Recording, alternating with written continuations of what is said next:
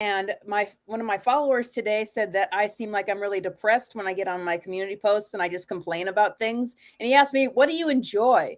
And I said, "Horror movies." So here we are tonight, and we are going to talk about. I'm here with Jacob Area, Jacob Airey of StudioJakeMedia.com. He has his YouTube channel, Studio Jake. Check him out. We have our list beside us of our top 5 favorite horror films, not top 10. Otherwise, this would be a very, very long stream. And by the end, we're going to talk about some lesser appreciated horror films. So here's how it's going to work. We're going to go number 5, then number 4, then number 3. We're going to both trade off our favorite horror movies, talk about why we enjoy them so much, and any of the filmmaking elements that we think are really good that there may be. So how are you doing tonight, Jacob?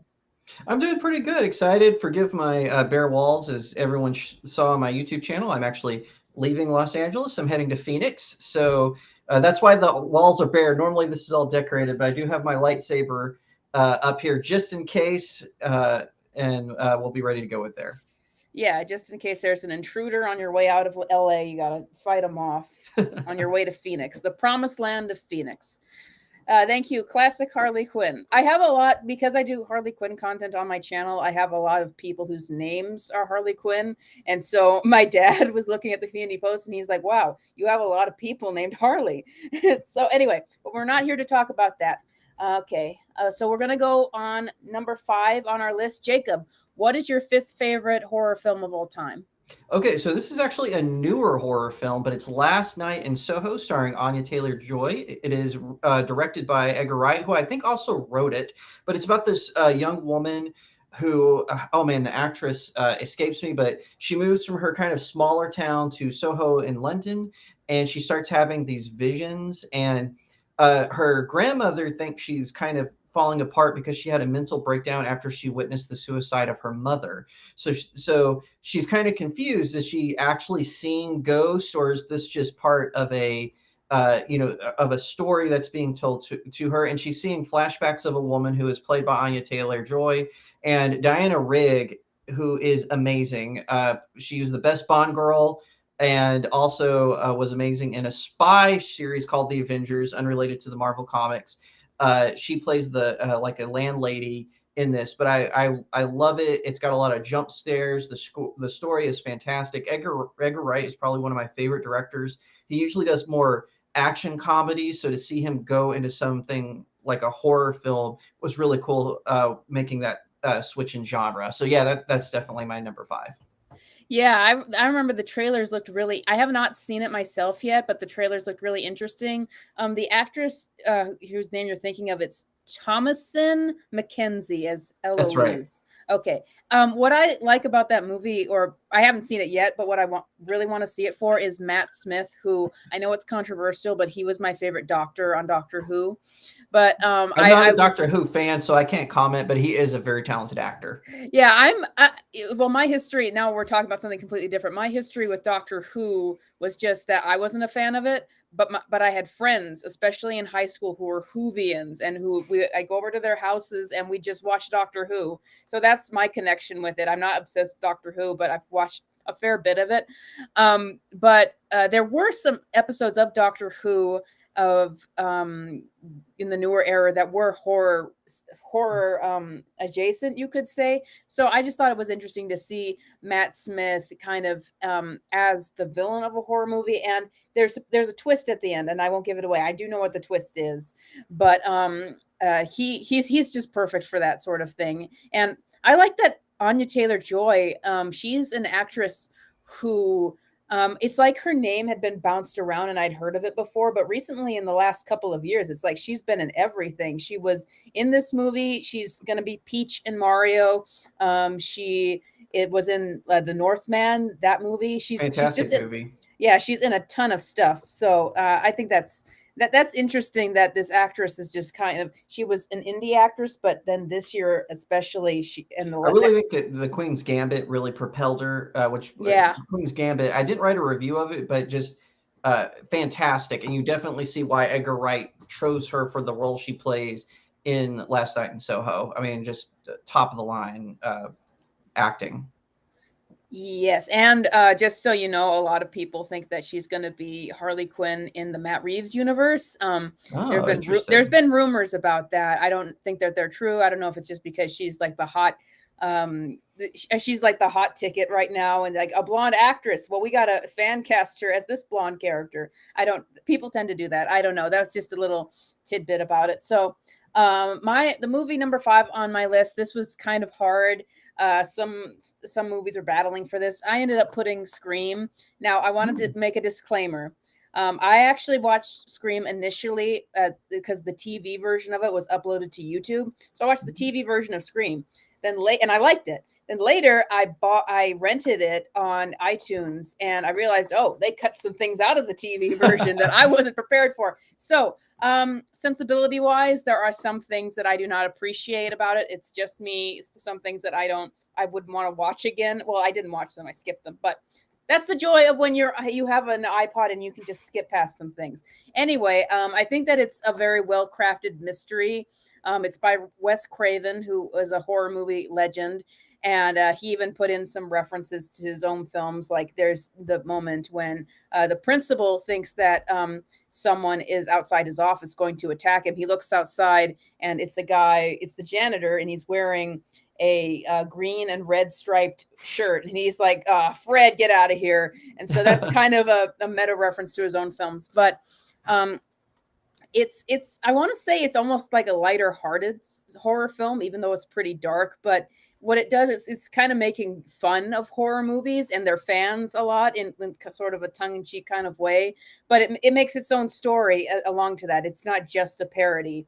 But it did spawn the Scary Movie franchise because it was originally going to be called Scary Movie. Hmm. And it was also really famous because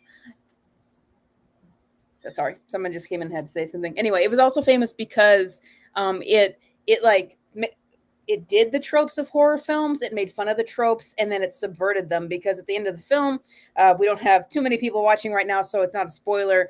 But it's revealed that there's two killers instead of one, and they like to pretend that they don't have a motive, but they do give their killer a motive, which incidentally, it subverted the whole Michael Myers, oh, he has no reason for what he does sort of thing. And they're like, nope, they have a reason.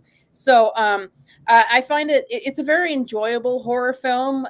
Like I said, if you don't watch the TV version, then there are some elements that because it was it seemed to be a very popular horror film for teenagers. I guess a lot of them are, but it's pretty it's pretty gnarly and when it's not the TV version. But otherwise, it's like this. It's a really, if you're not into horror films, you might enjoy it. Aside from like the violence and stuff, because they did a really good job with their casting and sort of making sure that each character had a personality and that you would remember them and kind of feel the void when that character was lost. So that's why it's number 5 on my list. Anything you'd like to add, Jacob? I've not seen Scream, so I can't comment too much, but I remember growing up in the 90s, and I'm a real 90s child, not these kids who were born in like 99 and claim they're a child of the 90s. I actually grew up in the 90s, and I remember the Scream films were really big. I wasn't allowed to watch them because I was a PK, but I am aware of them. You can't go into a costume store or a hot topic type store without seeing Ghostface referenced in some way. Yeah. So I'm aware of its impact on pop culture.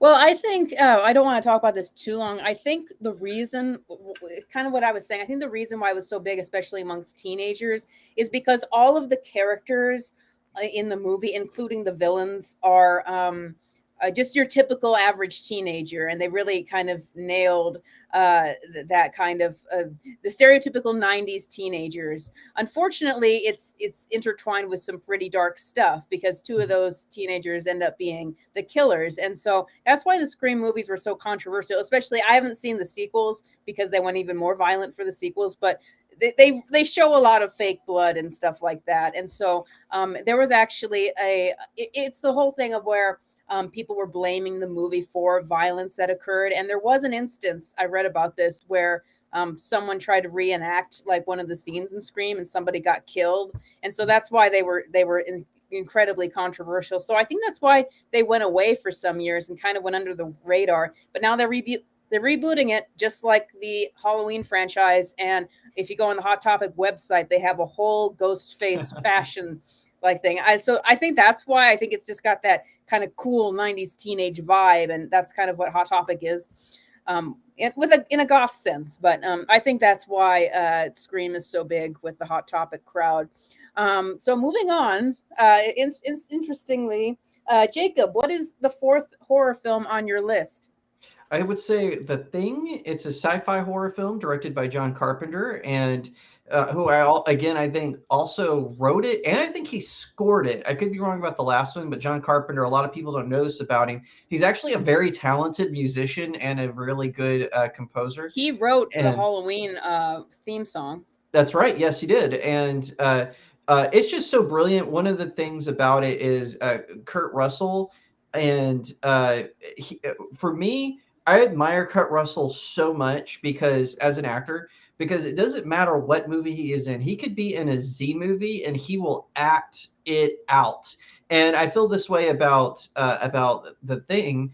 Is if it had not had Kurt Russell, I honestly don't think it would have been as good a film, but just his kind of tough guy persona in that movie, the character he was playing, it really gave the film more of an edge. And one of the things besides it's also done with practical effects. And so it is genuinely terrifying. Like some of the scenes do look a little dated because it was made in the 80s, but still it was it still is terrifying just how freaky it looks sometimes. And also this idea, because these men, and it's a group of men, they're isolated in a base in the Arctic. They have no means of escape other than one helicopter, and that gets sabotaged pretty quickly. So, and things just spiral from there. And so it's like this idea of isolation. You don't know who you can trust because it can infect anyone. It was one of the best horror films I've ever seen. And of course, John Carpenter is genius. This is kind of an aside, but I just thought I'd throw this out there. He actually wrote a Joker one shot. And it's one of the best Joker one shots I've ever read. I even like it. I always talk about Three Jokers. It's one of my favorite of the modern Joker stories. It's even better than Three Jokers. Just John Carpenter nails the Joker so well. So I just wanted to throw John Carpenter a bone there because The Thing is truly one of the most terrifying horror movies I've ever seen. Thank you. And I'm going to say hi to Otis Ottenberry because he's saying hi to me in the chat. Anyway, so yeah, what I like what you brought up is how a lot of the scary scenes in The Thing feel very real because they use practical effects. They use puppets, they used animatronics, they used things that they actually made. And I want to bring that up because it's frustrating to me that a lot of modern horror films I don't find scary.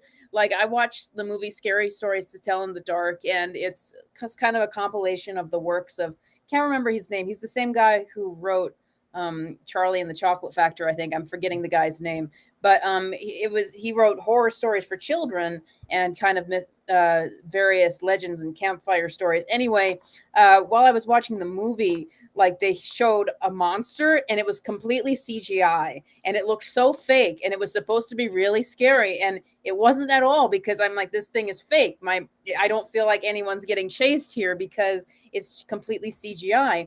But if you go back and watch older horror movies, they're always using puppets and things. And sometimes it doesn't work because some of it is very cheap. But a lot of times it does just by virtue of making you feel that there's something there. And sometimes the flaws of something that was made practically, sometimes the flaws even make it kind of scary because it feels unnatural. Anyway, I just wanted to bring that up. Jacob, do you find that CGI just is not scary for horror films? Because I have not found it to be scary.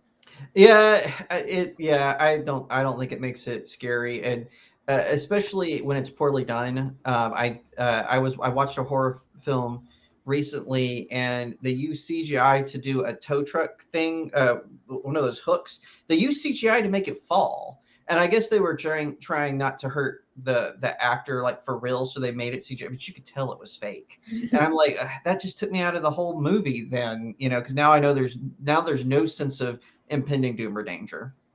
Yeah, I think that horror movies should not use CGI unless it's absolutely necessary. Like there's no other way to do this unless it's using CGI. But I think that studios want to go the easy route, which is we're not going to create all of this stuff. We're not going to pay people to create it. We're going to just throw this to the VFX artists. Number 4 on my list for favorite horror movies is Misery, which is based off of a Stephen King novel, which my sister has read, and she has told me not to read the novel, even though she read the whole thing. But this is very timely because it stars James Caan, who passed away this year, but his Twitter site is still going, and so it makes you wonder, aren't you dead? Aren't you dead, sir?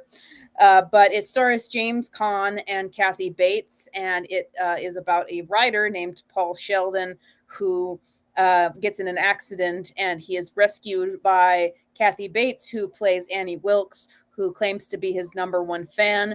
And gradually, as he's sort of crippled in this house, he starts to realize that this is actually a legitimate crazy person who's kidnapped him. And she finds out that he killed off the main character in his book series that she's obsessed with, and she wants to keep him there so he can write stories that she would want. And insert herself into the novel. So it's really, what I really like about the film is, first of all, Kathy Bates' performance, because she plays that kind of 40-year-old woman who's obsessed with like trashy romance novels, but she thinks that it's pure art and they're what give her happiness. And so she like makes the character both scary but a little bit funny at the same time, but she makes it work. And I love how it kind of captures like that feeling of being locked away in a house in the snow and you just can't go anywhere. And I've had that feeling because I live in the foothills in the Sierra in California, the only place in California where it snows regularly in the winter.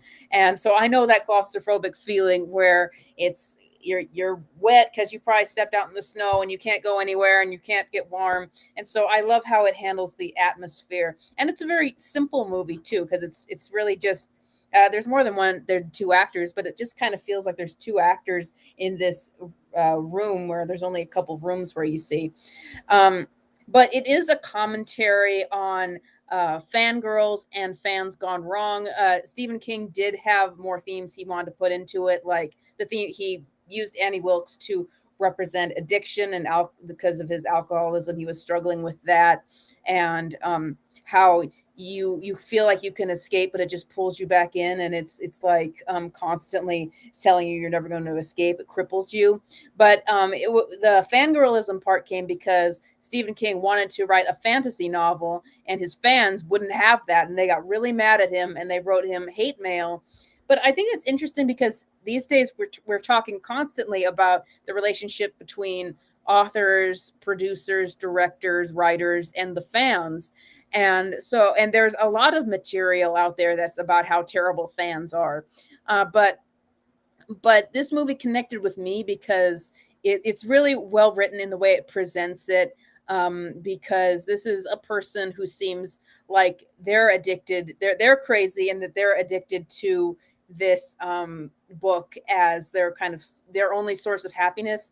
And I've seen that, and I think that there is a difference between fans who are passionate and who are upset about the way something has gone because it's meaningful to them. There's a difference between having something that's meaningful to you versus having an unhealthy addiction. And I see this a lot with the extreme shipper fangirls. Like if your ship doesn't turn out, then they take it personally and they send death threats to the writers. And that's why so many times people get threatened into putting ships together. And that's an example, I think, of people who have just decided to define all their happiness on whether this one thing happens for them in the story, because then they can project themselves through that and feel good. But what do you think, Jacob? Do you think that have you seen Misery? And if you do you think it gets it right in terms of unhealthy addiction to like media and how that relates to kind of the relationship between studios and writers and the fans these days?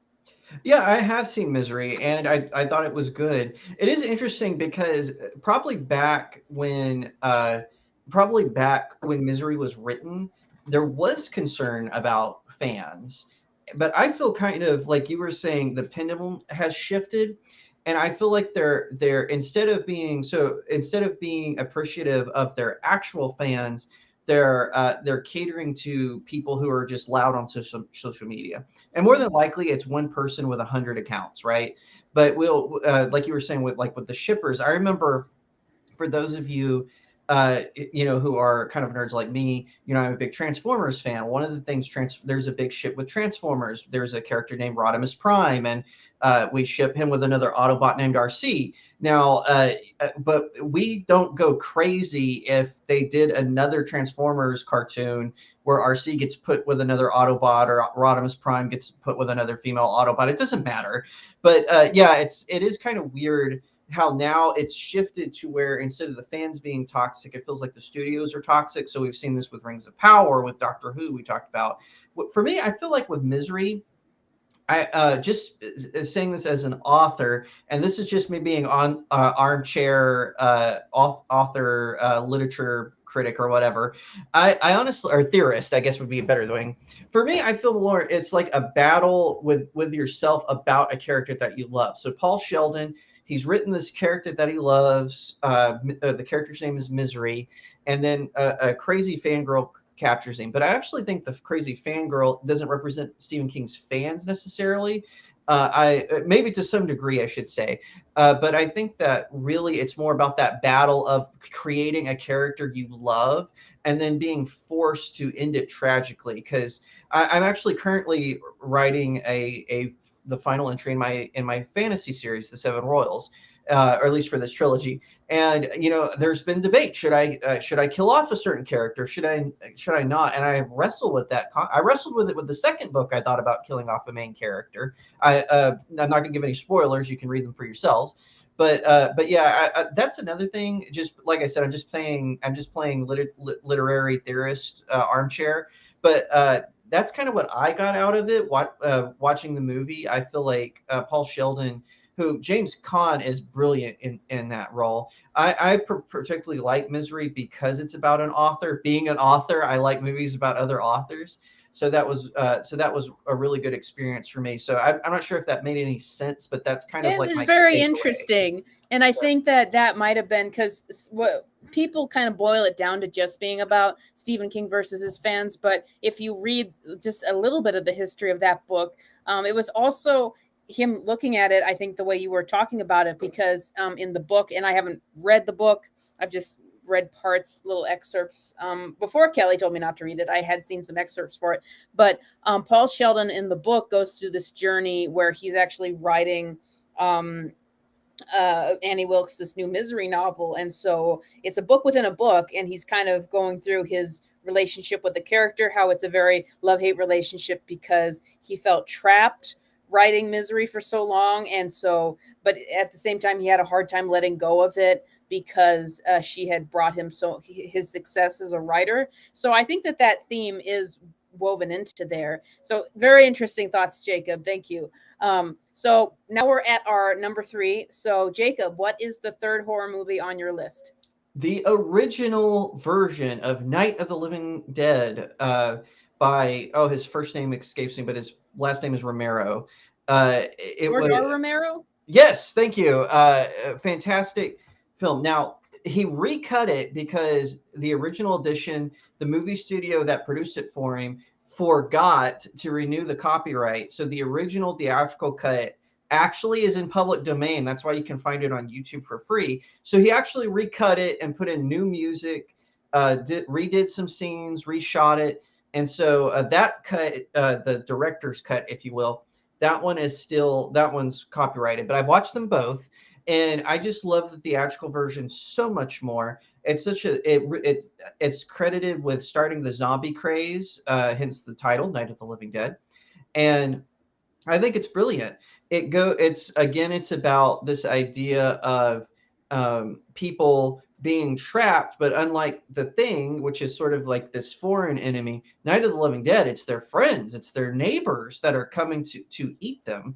And it was such a brilliant take, the way that they're holed up, and then they start to argue who is who is the leader of our group? Who is it? And the acting in that movie is brilliant, and it was a black and white film.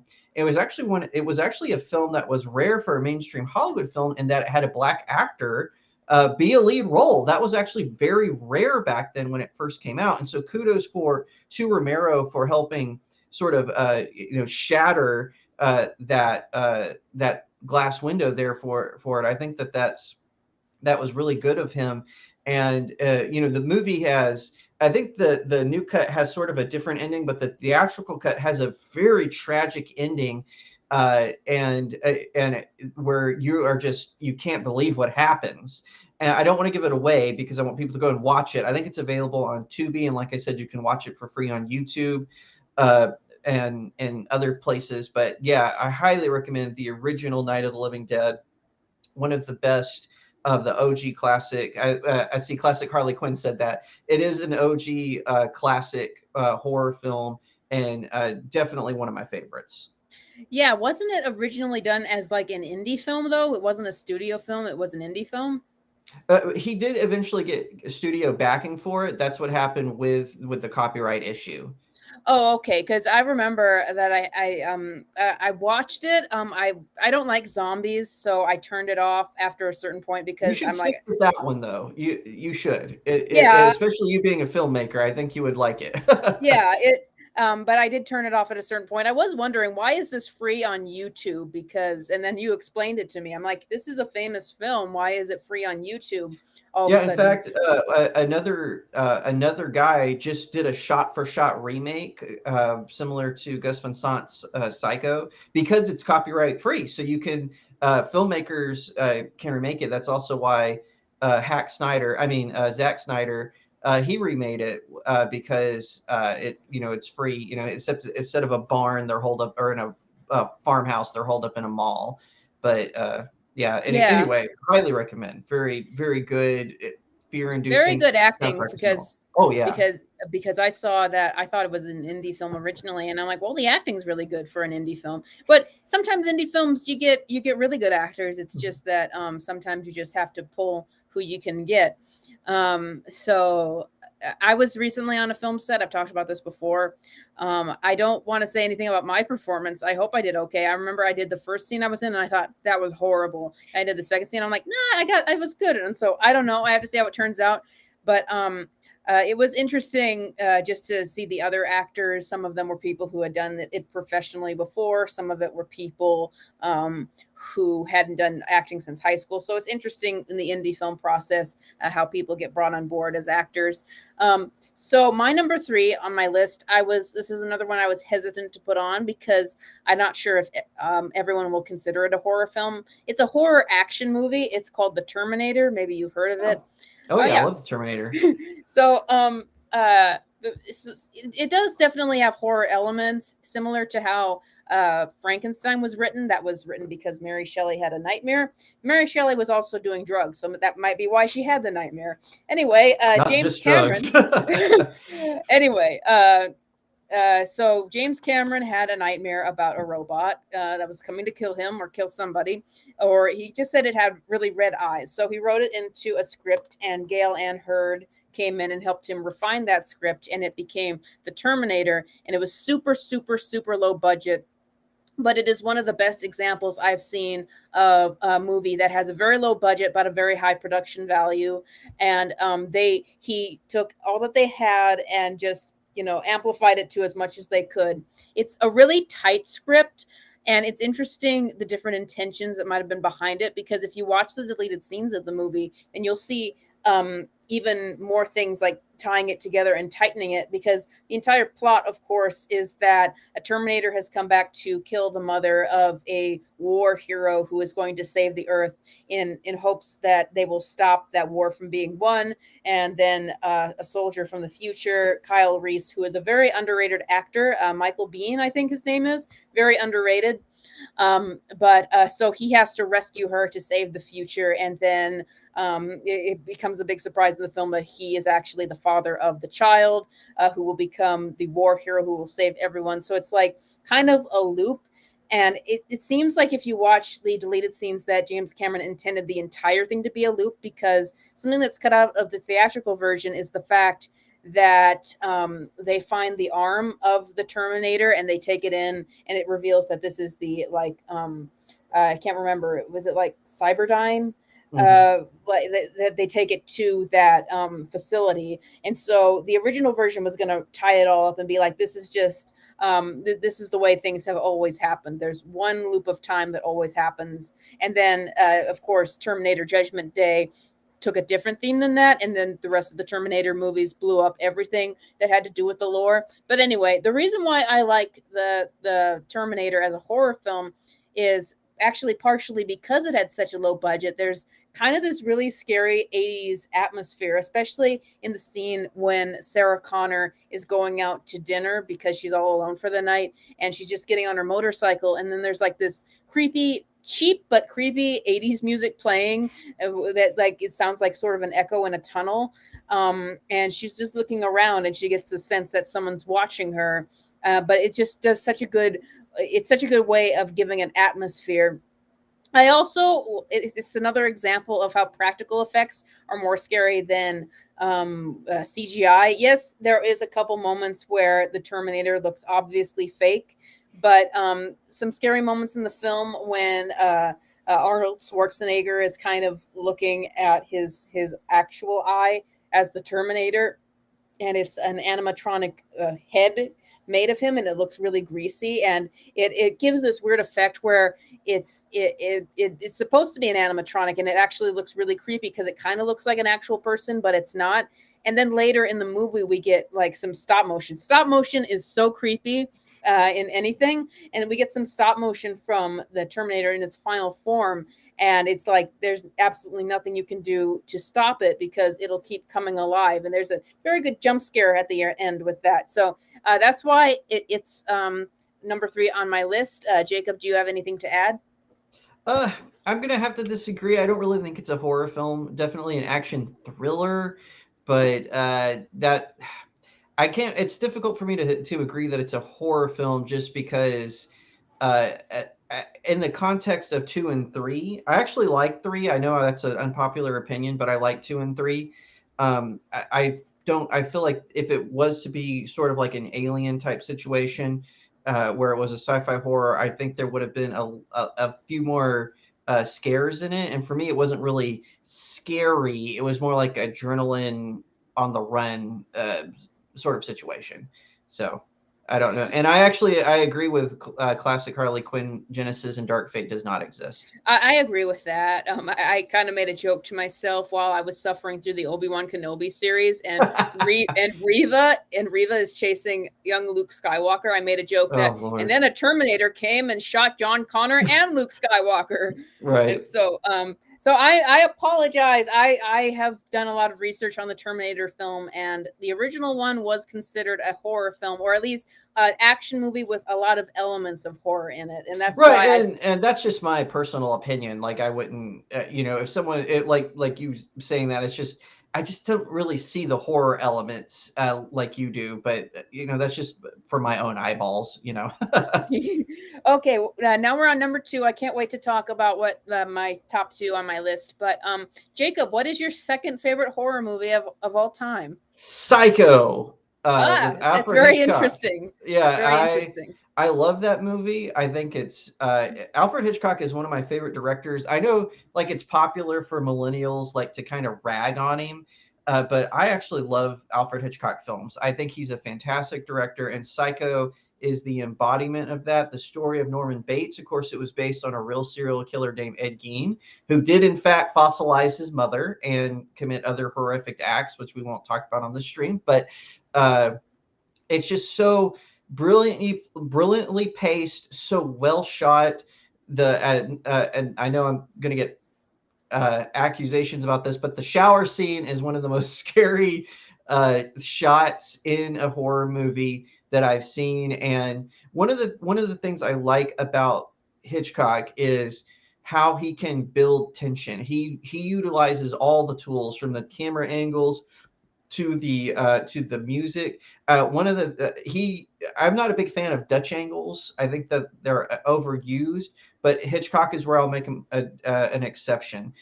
His use of Dutch angles in Psycho is brilliant. It adds so you are almost seeing what the victims of the Bates family are seeing. And for instance, when a policeman, there's a scene where the policeman comes to investigate the Bates Motel, and he gets stabbed and he falls down a staircase, and it's one of the most brilliantly shot staircase falls I've ever seen. Um, and but anyway, I just think that Hitchcock, the way Hitchcock shot that film, it's crafted so well. In fact, it has such an impact. Universal Studios, if you take their tour where they go through the backlot, they still have the original Bates Motel, and they'll have a lookalike actor playing Norman Bates. It's really a genius. A genius scene in that. But yeah, number two is definitely Psycho. I think it's such a brilliant film. And I want to just Gus Van Sant, I mentioned this earlier, did a shot by shot remake. I think he gets a lot of guff for that. I actually think it's a good homage. I liked the fact that he maintained it. I did think Vigo might have been a wrong choice for well, the boyfriend's name escapes No, me. um, Uh, Sam Loomis. Yeah, I think that Viggo Mortensen was probably miscast in that part, but I still think it's good. I think Vince Vaughn was brilliant as Norman, not as good as the original actor, obviously, but if you were to do a remake, I think he was the right choice. Yeah, it's interesting. I'm not going to go in too far of this because Psycho may or may not be one of the next two movies on my list. Um, but it is interesting. The reason why I remembered the boyfriend's name is Sam Loomis is in these horror films, a lot of times characters share names. Like the name of so the boyfriend's name in Psycho is Sam Lewis. Sam Loomis. The name of the killer in Scream is Billy Loomis, and the name of the doctor in Halloween is Doctor Loomis. So Very it interesting. just crazy that's why I'm like they're always either Billy or Loomis or Torrance or something like that.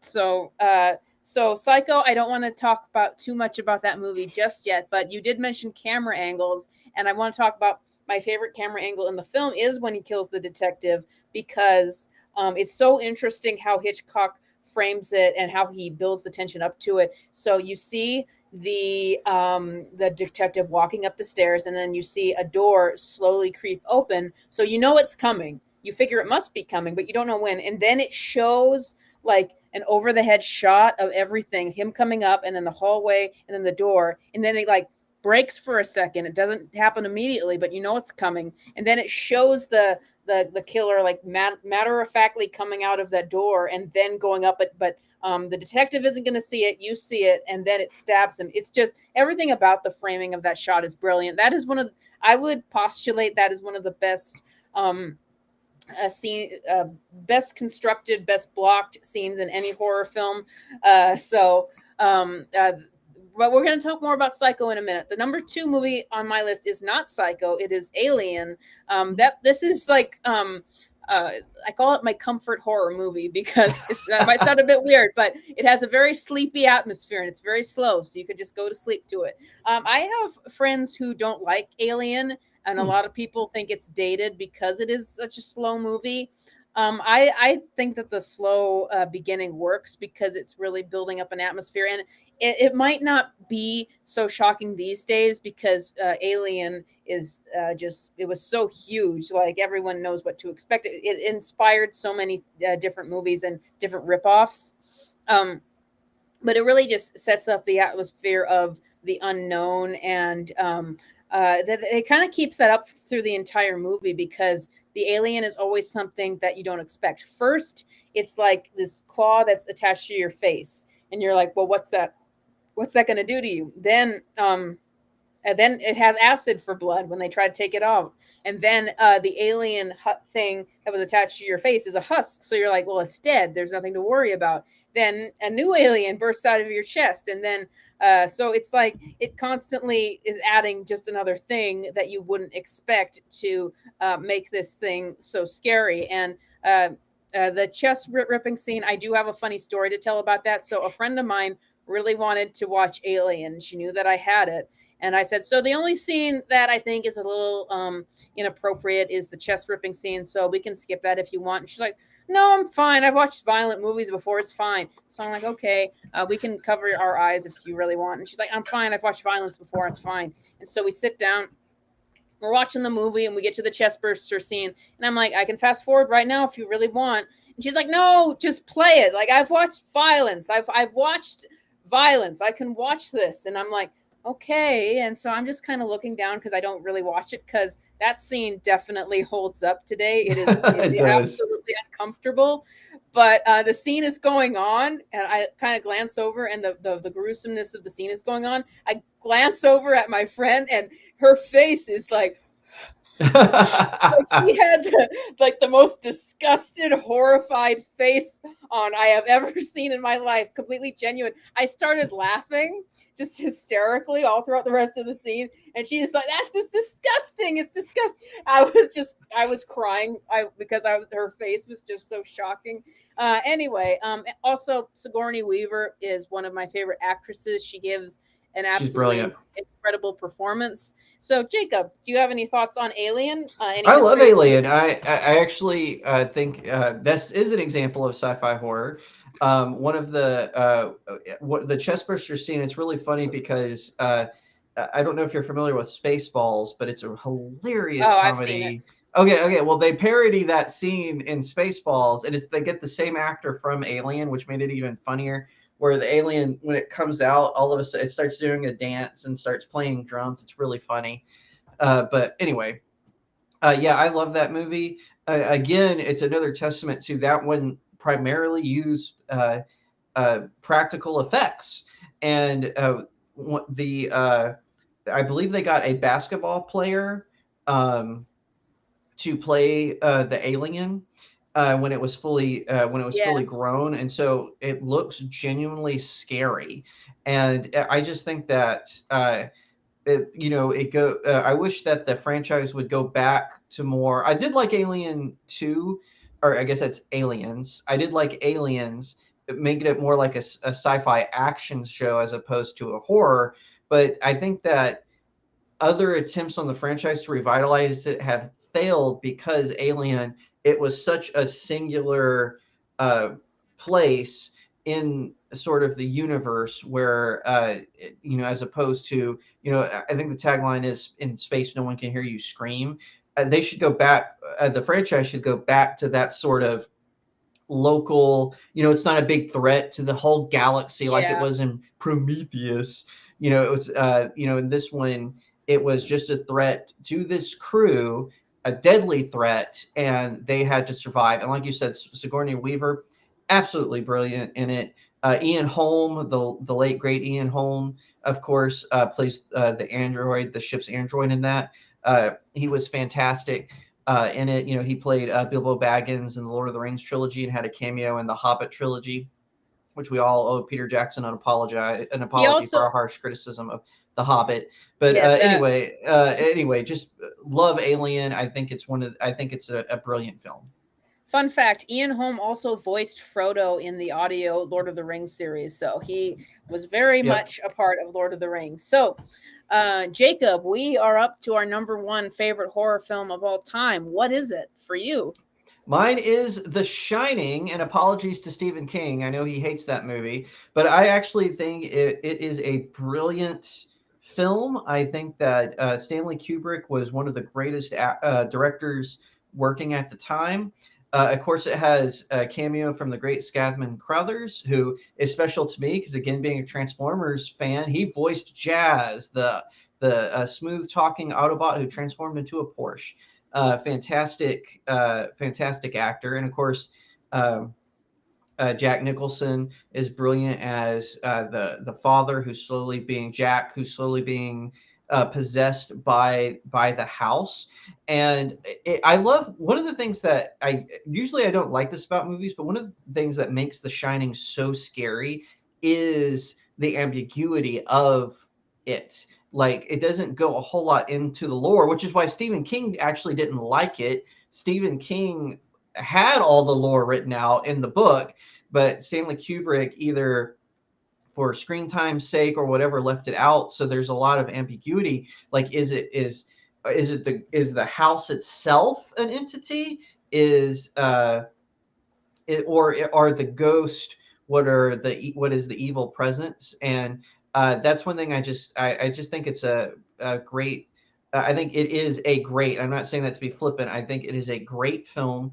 I'm so glad it's preserved, and I don't know why Stephen King didn't like it. He doesn't seem to like very many of the movies that are adaptations of his work, unless some college kid makes it for some reason.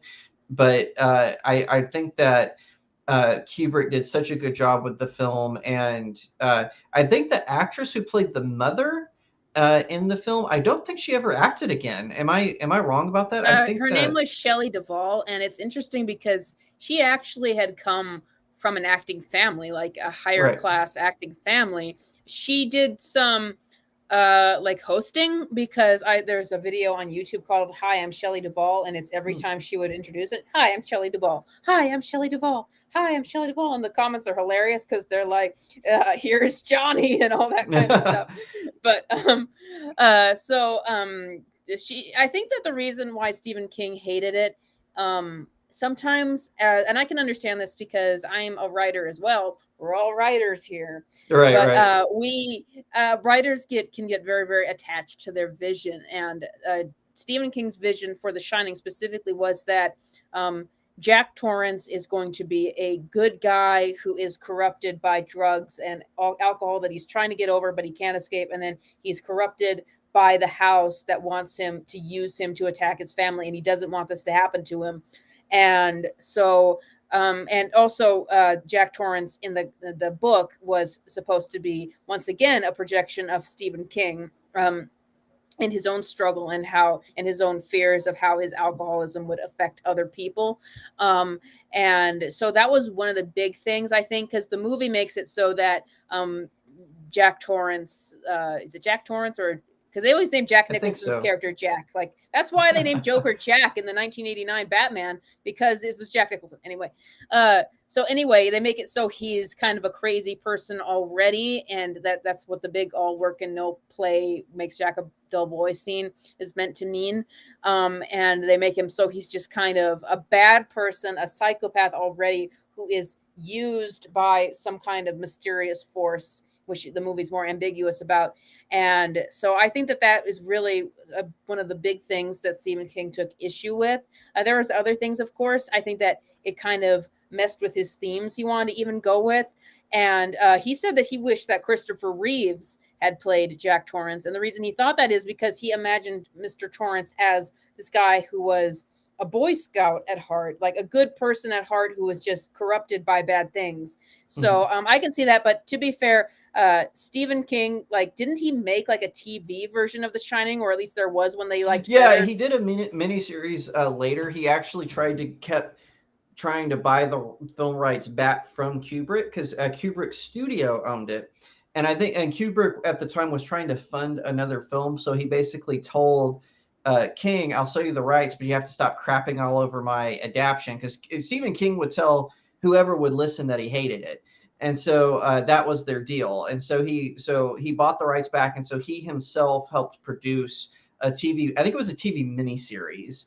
And I think that's correct. And yeah, he got the more accurate casting that he wanted, and it's more connected to the book and everything. I have not seen it, so I don't know if it's good or bad, but everyone I've talked to who has seen both say Stanley Kubrick's The Shining is better. But that's Yeah. actually why they started to put Stanley Kubrick's Shining like on the Criterion release. It doesn't say Stephen King's The Shining, it says Stanley Kubrick's because they're trying to King wanted it to be differentiated. Yeah. So I had a thought and then I completely forgot it. Oh, there Oh, it is. sorry. So I've actually seen like a couple scenes from the TV miniseries just on YouTube. And the reason I saw it is people were laughing at them because because one of the things that Stephen King complained about is he's like, they made the wife in the movie like just screaming and scared and weak, and but then in the miniseries, supposedly the way he wanted it, the wife like gets locked in a room, and then she breaks free, and then she trips on a ball, and it's really clumsy and silly looking. And so they're like, this is what he wanted. Like, this is a dumb person. Like, why is this what Stephen King wanted? So that was interesting to hear about. But so we are up to my number one favorite horror movie of all time. Jacob has already mentioned this one, and there's no other one left. It is Alfred Hitchcock's Psycho. I just think that this is the perfect horror film. There are some people who say that it isn't scary anymore. To me, it was scary the first time I watched it. There were things that I was scared by, and then I watched it like 50 times, and then it wasn't scary anymore because I was so familiar with it. So scary moments from it. The shower scene, yes. I actually wasn't scared at the shower scene. I was scared later when I took a shower and I thought of the shower scene. So That's what it does. It lingers. yeah, but the part where, once again, I was talking about the hallway scene with the knife and the detective. It's very sudden because you know it's going to happen, but then it kind of delays it, so you're not sure, and then it does, and that part got me to jump.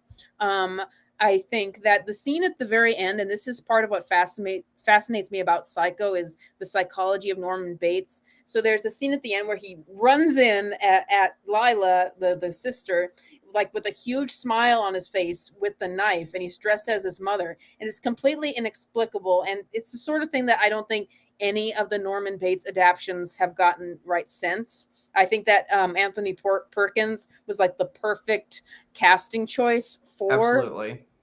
for him. He got it right because there's a boyishness to him, a childishness to him. There's kind of a charm to him, but then he seems shifty at the same time. He was able to pull off so much at once. But what's interesting to me is the psychology behind his mother, because Norman Bates is obsessed with his mother, and some adaptions have gone darker than others with that. But at the very least, he's very obsessed with his mother. He couldn't stand the fact that she was with another man who she cared about more than him, and he couldn't live with the fact that he had killed her over that. He needs to pretend she's alive.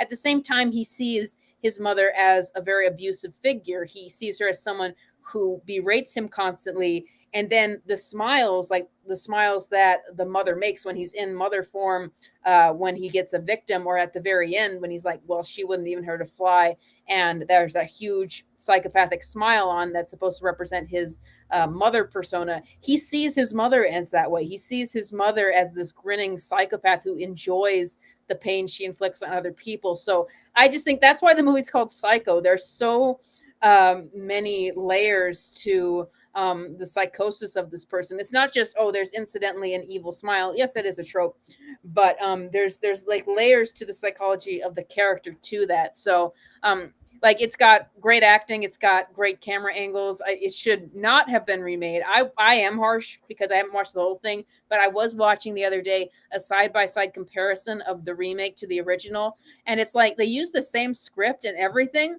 but you can just see that Alfred Hitchcock was more apt at the lighting and the camera angles and everything. He just understands the lenses, the camera lenses. Someone brought that up, and the actors that they hired. That was the big thing for me that made the remake so terrible, is the fact that all of it is very lit, all of it is very colored, and it's not scary whatsoever. And it's colored, but it looks very flat at the same time, and it does not give off the kind of horror atmosphere at all. So I think that I didn't people say should it should be remade, but I understood what Gus Van Sant was going for, yeah, just to clarify.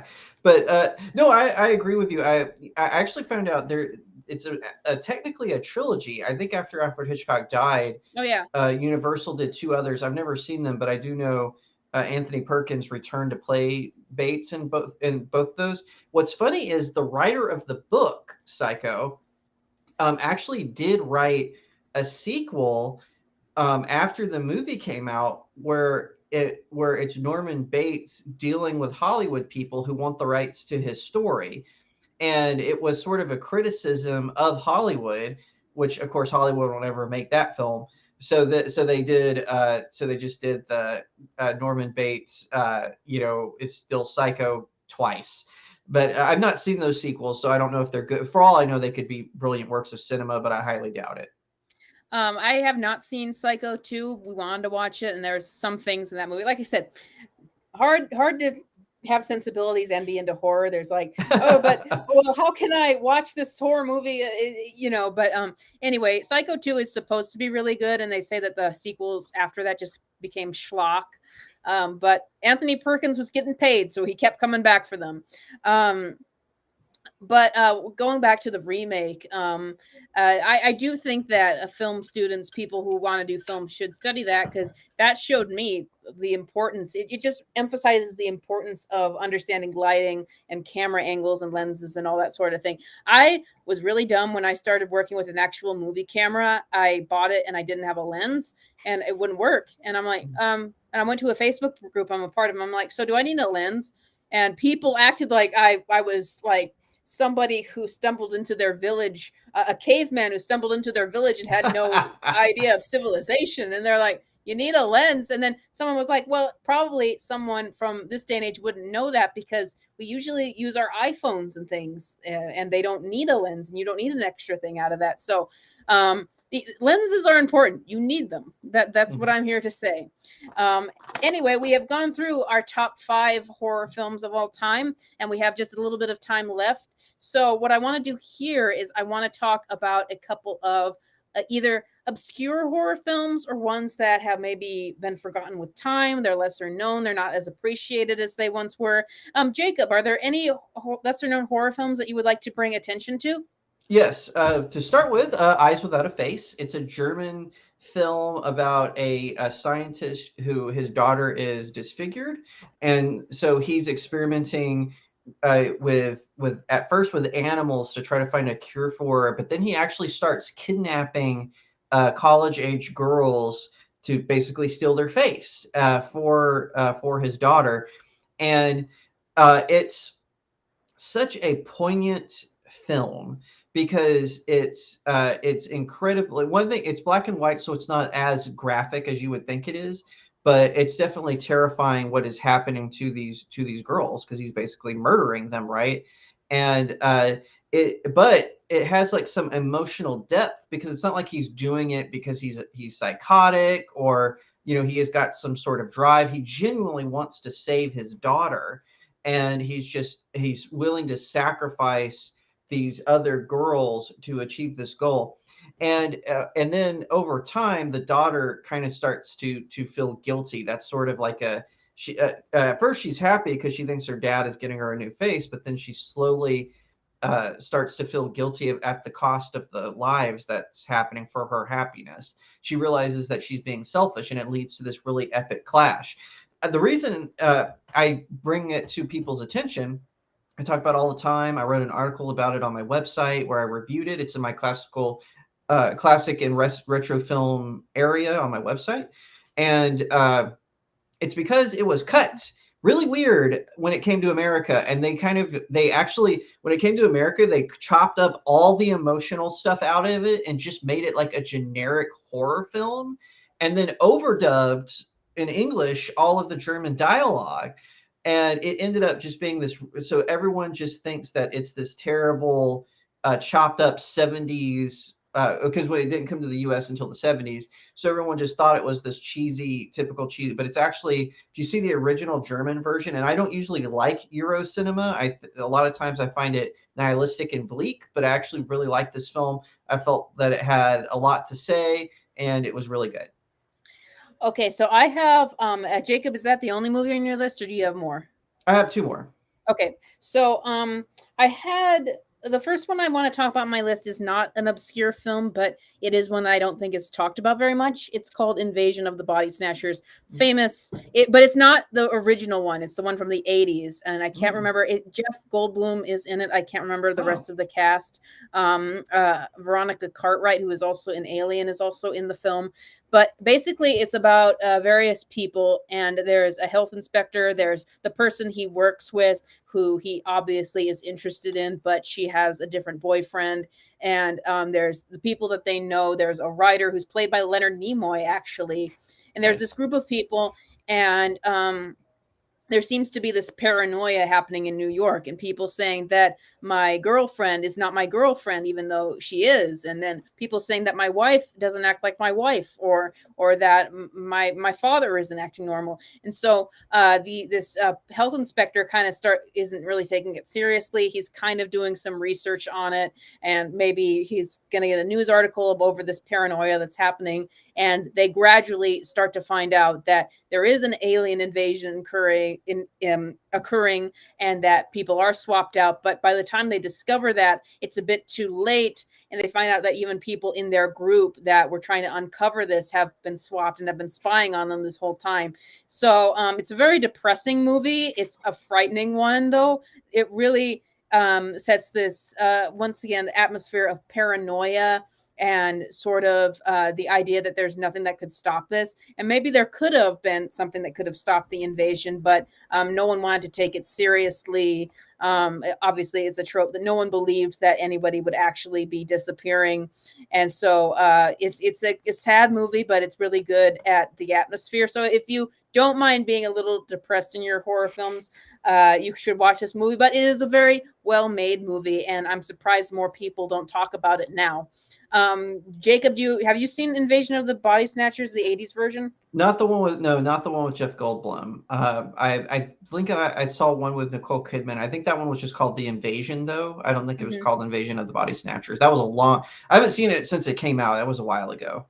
Well, you should watch the 80s. I think it was the 80s or late 70s, but I think it was the 80s. It's the Invasion of the Body Snatchers. It was free on YouTube a while ago, but I don't know that it still is.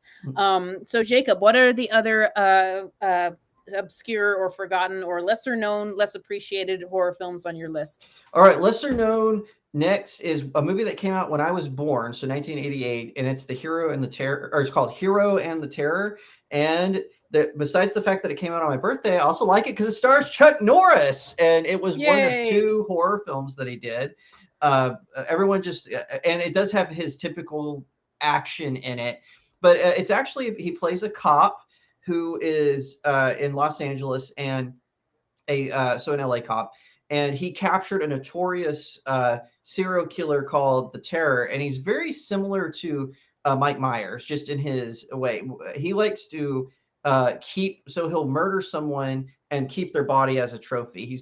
They describe that's kind of his modus operandi.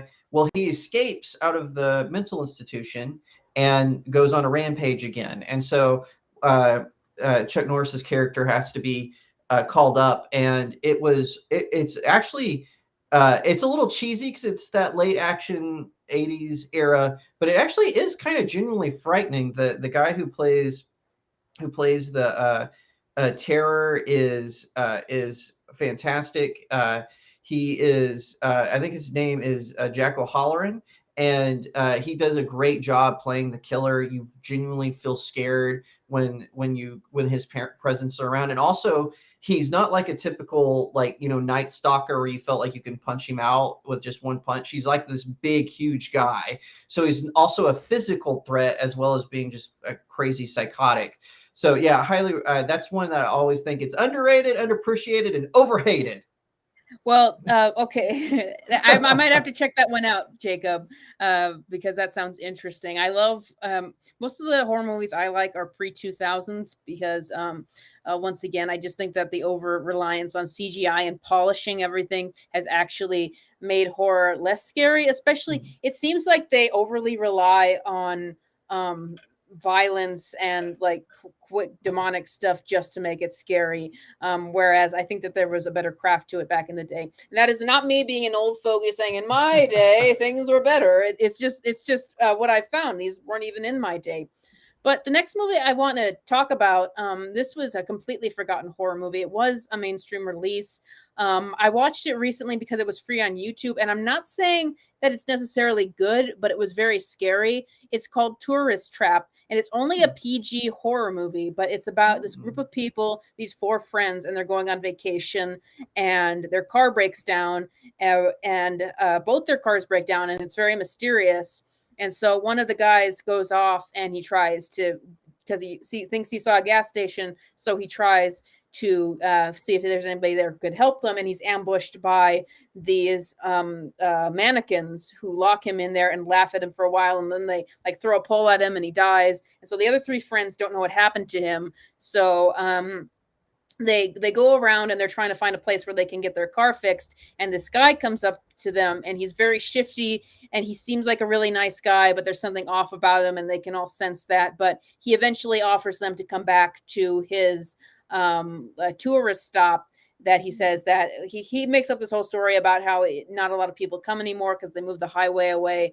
But he says, if you come with me, then I can help fix your car and stuff. So they eventually agree, even though some people are trepidatious about it, and they go to his hotel. And there's a lot of mystery around it, and it just kind of unravels to find that there's a lot of these mannequins around that this guy seems to have, and it slowly reveals that this is a guy who he's a very interesting horror villain, and I think that he's very well played. But he's like a guy who's both childish and evil and sadistic at the same time, but there's like a childish to him, and like he wants to be validated by, so he wants to gradually take these people and turn them into mannequins. So, and he wants to just continue to capture people and turn them into mannequins, anyone he doesn't like, and then just kind of use them as his own toys. And so but and this might sound like a premise that is not very good, but what I was surprised by is it's like this is a movie where everything wasn't really great. It wasn't very well written. It wasn't really well done in any element except for the horror elements. The lighting of the film is very scary. The villain of the movie, is very unsettling. The mannequins, the design of the mannequins is very horrifying. The idea of these people just being transformed into them is very horrifying. And it legitimately it was just a PG horror film, but it legitimately creeped me out because of those things. And what was the title again? Tourist Trap. So Cool. yeah, so that I can see why it was forgotten. I feel like the people who watched it wanted to forget it because it was like it was scary, but not in the way that Psycho is scary or Alien is scary. Like it was just legitimately unsettling. But I wanted to bring it up because there were some elements like the lighting, and it was criticized by critics or because they said that this is just reusing a bunch of tropes and stuff. But there were some genuinely scary things in it, and I thought that the guy who played the villain did a good job. So that was the other movie I wanted to call attention to. Jacob, what is the third movie on your list? So this one is a recent release. It came out in 2019, and this one it did get a mainstream release, but I feel like it was underappreciated, and that's Doctor Sleep with Ian McGregor. It's a sequel to The Shining, directed by Mike Flanagan, who also wrote it. And I really feel it's underappreciated. The biggest criticism of it is that it feels episodic. And it is. I will admit that, but I actually thought it worked for the film. It shows Danny Torrance, who's the son of Jack from The Shining.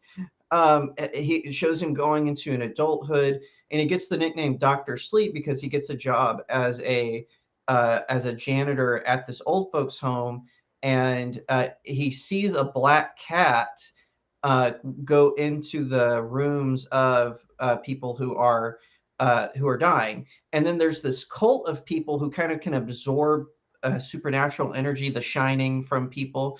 And they're after this little girl who coincidentally contacts Danny because she kind of senses that she's in trouble. And she kind of just detects him because they're on the same wavelength. So it's a really great film. I won't say great. It's a good film.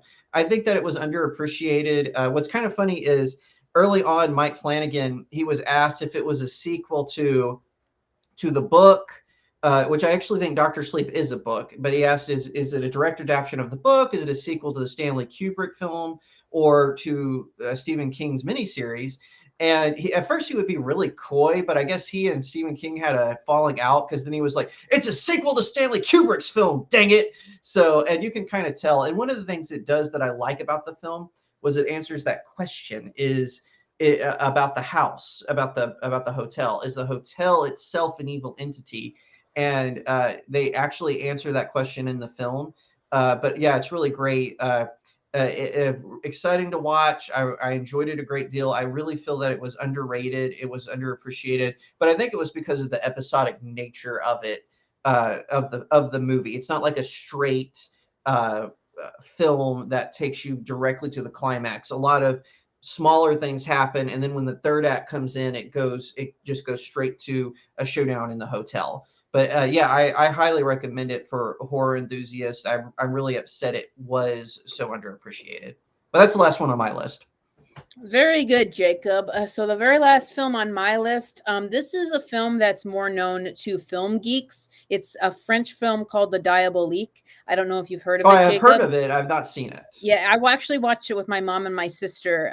Good family time watching the movie. It was actually Robert Bloch who wrote the Psycho novel. It was his favorite movie, but Oh. it's about two women. It's about a school teacher who is the wife of this horrible, abusive man who wants her to control her and to take her fortune, and he has stolen all of her money and spent it, and he's just controlling her and using her. And he has a mistress and who he took on, but he also has abused the mistress. And so the mistress and the wife, they sort of form an alliance over the fact that this is the same man who has taken advantage of them and abused them both.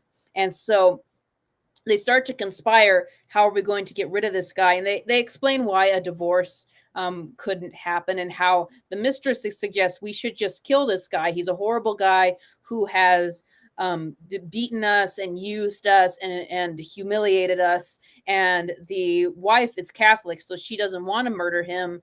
But the mistress insists we need to just kill this guy. So they conspire a way to drown him and kill him. And so they finally go through with it, and they decide, where are we going to put the body? They have to hide the body. And so they end up putting the body in a swimming pool, and they think somebody is going to find the body and think that he just fell in the swimming pool and died. And so they wait for that. They wait. This is our way out of this. This is the way we've killed this guy, and that he's we're free of him now. And so they wait for someone to find the body, but then they wait and they wait, and they find that they nobody finds the body, and then they find out that the body is missing. So they think maybe somebody stole the body, and then they start to panic because that makes them think that somebody might be onto them. But then they start getting clues that this guy who they thought they murdered might still be alive. There's a creepy moment in the movie where they take a picture with the school, and the positives of the pictures come out. They look at it, and the guy is actually standing behind them in the window of the school staring at them. And so it's a really creepy movie, and I will not tell the ending, because if you tell somebody the ending, you will ruin the movie. There's even a card at the ending that says, do not tell anybody anything that you have seen here. That's what it Wow. says, because we watched it the original French dub version with subtitles, but it was a really good movie, a really shocking movie. So I would definitely recommend that to people if you don't mind. If you're an anime fan like Jacob, you're probably used to watching things in the original dub. So I would definitely recommend this movie. It's really intelligent. It's definitely scary, especially the ending. So Jacob, does that sound interesting to you? Oh yeah, 100%. That sounds right up my alley. So yeah, definitely watch that, Jacob. So we have gone on for a little over an hour. That's how I usually do it on my live streams. Thank you so much, Jacob Airey, for coming on. You guys need to subscribe to Studio Jake. He is moving right now, as he said, so he might not have many videos up in the near future, but he's got some great content. And if you want to check out some of my horror short films, my Alone horror short film and my Something's Out There horror short film, they are in the description. I cannot speak. They're in the description, and you can watch those. I know that they are flawed, but I'm getting better as I go. I'm working on another short film right now, and it's better. Each one gets better than the last one. So thanks everybody for watching. I'm sorry I didn't get to your questions tonight. This one was a little bit more focused on the content of the stream, but I will have more live streams out in the near future.